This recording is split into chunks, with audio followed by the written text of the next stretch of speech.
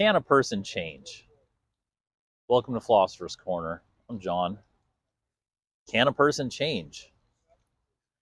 I mean, it's one of the biggest questions there is, really. And it's definitely a question that philosophy is kind of set up to explore. And in a way, philosophy might be one of the answers to can a person change?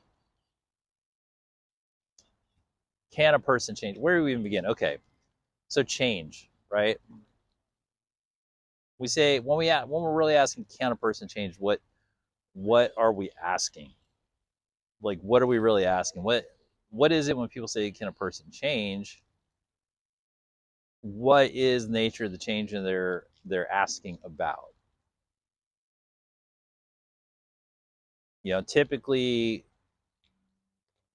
some people have different intentions with that question. Some people are asking, can a person change their behavior?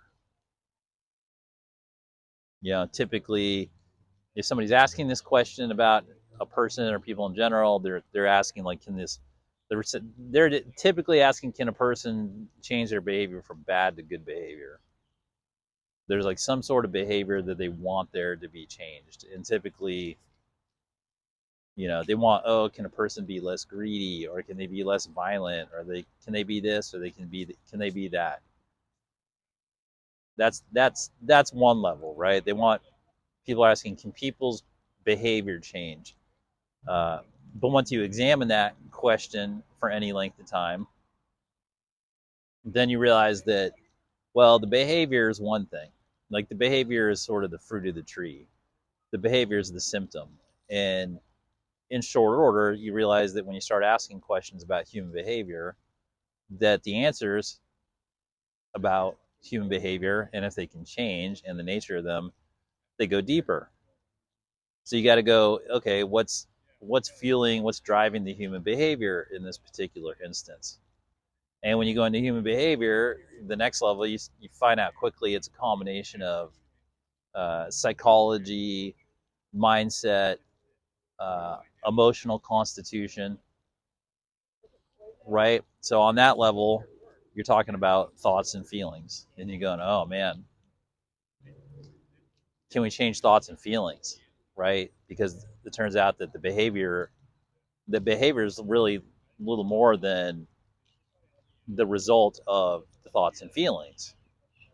So you get into thoughts and feelings, and you go, okay, we'll start with thoughts. Like, how do we change thoughts? Can we change thoughts? Can we change the thoughts of a person? And the answer is yes. We've been through a lot of history, and a lot of human beings have come and gone off this planet. And it turns out that the answer is yes. Human beings' thoughts can change. In fact,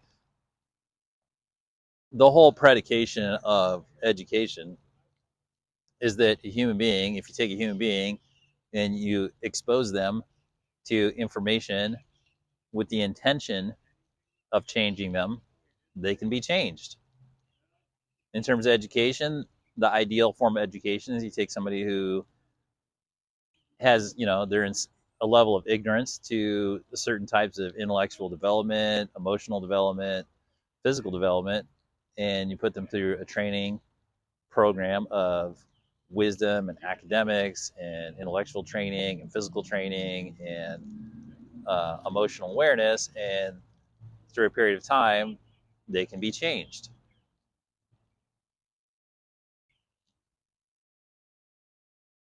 That's the whole idea of education, right? And within that, we know that the conscious thoughts are the driving train of the change. And I mean, I've talked to lots of teachers and lots of people in my capacity working with the public, and it seems as though people who have conscious thoughts and they consciously want to change and absorb information and new concepts and perspectives and perceptions, they do in fact change, and they do in fact change their perceptions, or their the perspectives can change the perceptions. The mind, the thoughts we think, that was Buddha's whole thing. His whole ministry, or his whole message to the world, was we are what we think.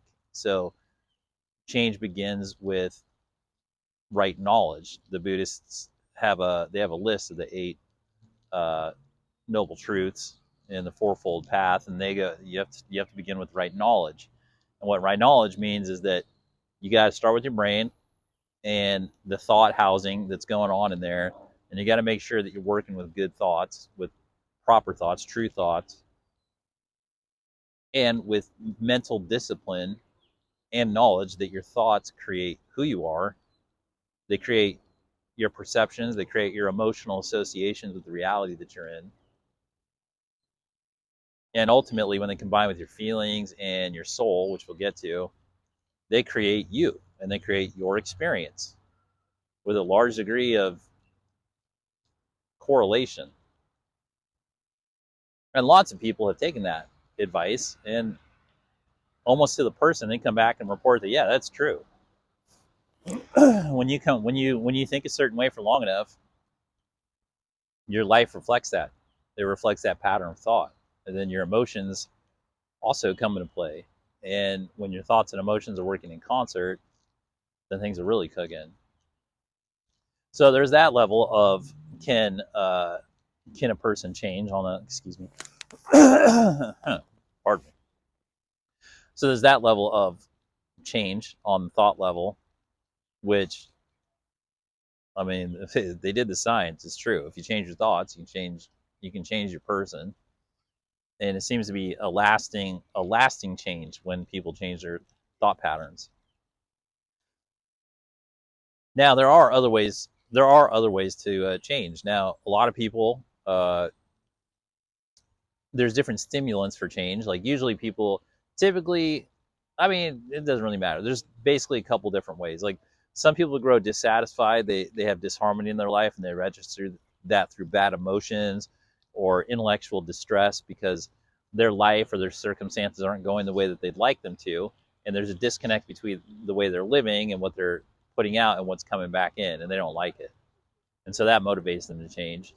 Um, there's a variety of reasons why people like get into the topic. Some people are very happy with their lives. They just want to do it better, right? Like if you're an Olympic skier and you already know you're an awesome skier and you're one of the best in the whole world at skiing, and basically the whole reality is just making it so you just get paid to be really good at skiing and show up at places where other people who are really good at skiing like ski extra hard against you and compete for medals and see who's the very best skier, right? If you're at that level and you're like, oh, can I change? You're like, I want to go from normal competitive skier person to I want to be the best skier person. And they're going to approach it with the same type of thing of, okay, cool. Well, how can I change? And it's going to be the same thing. It begins with your thoughts. It really does begin with your thoughts, because your thoughts is where you're consciously interacting with your inner self. And so you start to get into that level again. And then very quickly, if you go deeper into it, if you penetrate past your thought realm, you'll get into the realm of the soul. And philosophically, we start going, okay, we can kind of see that changing your thoughts does actually lead to real change, right? Whether you're trying to get way better at stuff or you're just trying to get out of like some low vibe stuff, or like people who get addicted to stuff and they want to kick the addiction, they have to change the way they think. That changes the way they feel, and it changes their associations, and they change, right? And then, or even more ordinary miracles, like people give birth, right? People, they're one way before they have a kid, they're another way after they have a kid, and for sure there's all the biological changes and all of those metamorphoses, but typically when they come out the other side and people go from being single people to parents, they say, well, the state of mind, the state of consciousness changed. Like now I was responsible for somebody. And so their thoughts changed, and their thoughts changed. And really the other deeper level of the thoughts changing is that the values changed. Because really at the core operating of all of us, it's the value system that we hold. And the value system is very ranked. It's very hierarchical, right? Because it begins with the basics: food, shelter, water, or food, shelter, medicine. And then, it goes into like love, and sociological needs, and just the whole hierarchy of needs, right? So the value system is really, when we say can we change or can a person change, what we're saying is can the very core value system that person is carrying change? Because that value system is embedded in each one of us, which we have access to change consciously, is the source of the change. And that's where the thoughts, when you get them cleaned up and you get comfortable going into the internal process that we each have, that's where we can interact with what our true values are. And only the individual knows what the individual's true values are. It's sort of like a secret lockbox that we each have. And when you get into it, you go, oh, well, that's what this is my number one thing. This is my number two, da da da da da. And they're fluid based on context. Because if I'm in the context of I'm in an amusement park, I have a different set of value systems, right? Oh, I prioritize roller coasters and food shacks and carnival rides, and then water rides. Like water rides are for fourth, and that depends on if it's a hot day. If it's a hot day, water rides might go up to the top of the list, right? I might be like, oh, it's a hot day, let's ride like log jammer or some water ride or jet stream or something, right? And then if it's like crappy overcast day, you're like, dude, today's roller coaster day. So the values are context based, but the contexts are also based on values, right? It's not like, oh, it's an overcast day, so let's go murder people, right? It doesn't go off the deep end. It's just there's slight changes that are still, all of these different value systems are still contextual to your life value system, like the context of all your value systems being your life. And there are things that we have to decide in life that some people don't decide in life. We have to decide, do I want to live a healthy life? Do I want to live a life in harmony with universal frequency? Like all these things we want to determine. They're up to us to determine. And if we don't make those choices consciously for value systems, we've already been given so many from so many different angles that we will unconsciously carry out value systems that we're unaware of, and even think that there are value systems, leading us into further distress, because we'll be like, oh, this isn't the life I like.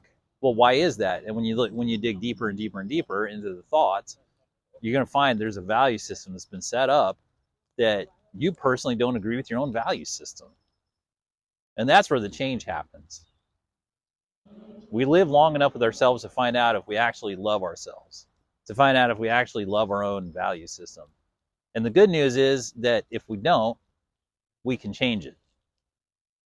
So we go into that area where our value systems are, and we get real with ourselves one-on-one, and we examine our values, and we determine what they are, and then what we feel like they should be, ideally. That's when it comes to philosophy. And there's a lot of philosophy is going to these ideal planes and being idealistic, and a lot of people outside of philosophy go, well, what's the point of that? We live in the real world. Plato says, you can't even bring the ideal world into this world, or whatever, or if I'm getting whichever one wrong. Anyway, the idea is that like nothing can be ideal on this plane, but internally, our value systems are ideal. They are untouched. So when we go in and we set them and we have a real talk and a real personal conference with ourselves about what our values are, those are ideal. And those are things we hold ourselves to. And that is what informs our moral choices. And our moral choices do create our ethics. And those do constitute who we're presenting ourselves into the world, because our thoughts and feelings and our overall combined unified field, our aura, our auric field, and our personal being that are us and representing our internal process in the external world, are for sure a combination and emanate from our values, and are a combination of our moral choices and our ethics that we've created on our own. And it's very tempting for people to mindlessly absorb and take on other institutionalized morals and ethics. Oh, well, like this institution's been around forever, they figured it out, or this one's been around forever and they figured it out, so I'll just take that, and I won't dig deep, and I won't set my own value system. And then they get through life and they go, oh, well, this isn't working out like I'd like it to. So we get back into there, and that's the place to take the idealism. That when you're setting your values, that's the place to be ideal, right? They go, oh, I'm gonna like whatever it is, love God, set the universal frequency. I'm gonna treat people as how I want to be treated. I'm going to have an open mind and analytical process. I'm going to, you know, you go down the list of just whatever the values are, and then you let those inform your moral decisions and build your ethics. And then you feel a sort of integrated circuit of self when a person can do that. And how does that relate to the soul? So when we go to the deepest level, we say, okay, cool. That's the kind of change that people really, typically that's the kind of change people are asking about when they're referring to change. It's like, okay, there's the behavior, there's the thoughts and the behavior and the values. And then when we get to the deepest part of the question, because philosophical questions have many layers, right? And in this layer of the soul layer, we'll go, oh, well, can the soul change? That's because that's really an answer to life. That's really a huge question for life. Is like, okay, I'm down here and I'm doing all this life experience. I'm doing all this life. It seems like if it changes me, then that's the point of it, right? At least to me. And the answer is yes. The answer is yes. Life changes us, and our consciousness changes us. And all the things that happen contribute to changing us, the individual. And it does change at the soul level. Because at the soul level, like, we live these lives and all these things, and then what? To really condense it all the vibratory experiences that we're having, put through all these internal processes that we're articulating, and there's probably way more. I'm just keeping it simple because we're just having a park bench discussion here. Is it all gets all the experiences, all the vibrations, all the things, when they've all gone through all this, and even the internal process of thinking and emoting and all that stuff, at some point, all of that gets condensed into this just little piece of light somewhere in there. And this is philosophy, I can't prove it with science, that gets integrated into our soul. All of it. All the vibrations, all the vibratory experience, it gets condensed into a piece of light that does somehow get integrated into our soul experience. And that is part of the orbit of our soul that continues on past the material realm. And also, that's a realm that when we go and dig deep and go into meditation and become aware of the deeper soul states, we can access the other parts of our soul, the other parts of our experiences. However forward or backward in time you want to like take that, that's up to you and up to your particular litmus test of just, of like saying, okay, that's real. And in that sense, as we bring in these soulful experiences that travel with us, and I think for a lot of you, if you've had soulful experiences, that you can feel them in you. You can feel them.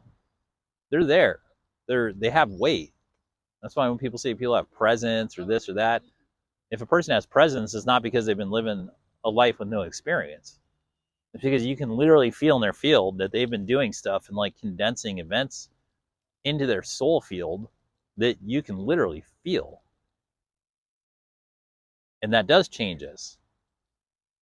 Because as we go deeper and further into life, assuming that it's eternal and never ending, which I do and I've experienced, but like for philosophical sake, just like saying, okay, let's assume for a moment that it's eternal and that the soul keeps going on and that it is this sort of hard drive of your eternal experiences of you as a being, of whatever kind of being you end up being, then yeah, it does change us because it gives us more information to refine our value system and refine the nature of the self-guided nature of our experience we call life. And so the process of overseeing our own change becomes sort of one of the points of life, and it becomes a run-up to activating our free will, which we'll talk about that in another video. So over managing ourselves, becoming aware of ourselves, understanding that we can change, understanding that we literally can't, we actually can't not change. If you look at a person and you look at their full spectrum of their life, you look at a person from being born to being 90, and you just watch them on this timeline, you watch all the stuff that happens to them and all like the way their biology changes and everything, the person changes. It doesn't matter. No person cannot not change. No person can avoid change in the course of a life. Because even if you just go from being a baby to a 5-year-old, like, you've changed. Your perceptions change, your interaction with life's changed, and you have changed. It goes with you. A person, and then, when a person goes from 5 to 20, they change again. Even if you think you're being, even if like your whole mindset is, I'm not going to change, I have the same value system, and this and this and this, just the experiences you accrue, just the atoms hitting you, just the photons flowing through you, just the interactions you have, it changes you. It's sedimentary in nature. It's unavoidable. Like, being in the material realm is being in the realm of change. It has no stasis, like, in a permanent way. It has a stasis in the sense of an ecosystem coming to balance with itself, but it's a balance of all moving, changing parts. Like, no part of the reality is not changing. The only way to get something, supposedly you get something down to not changing, and get to 0 Kelvin with no movement, and then everything just falls apart anyway.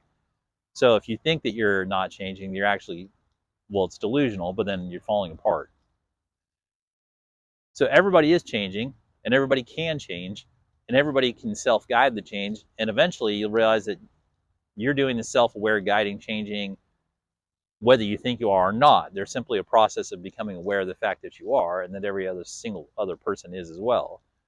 So, can people change? Yes. Right? All right. Hopefully you found this helpful. Thanks for spending time down here at Philosopher's Corner. I hope you have a good day.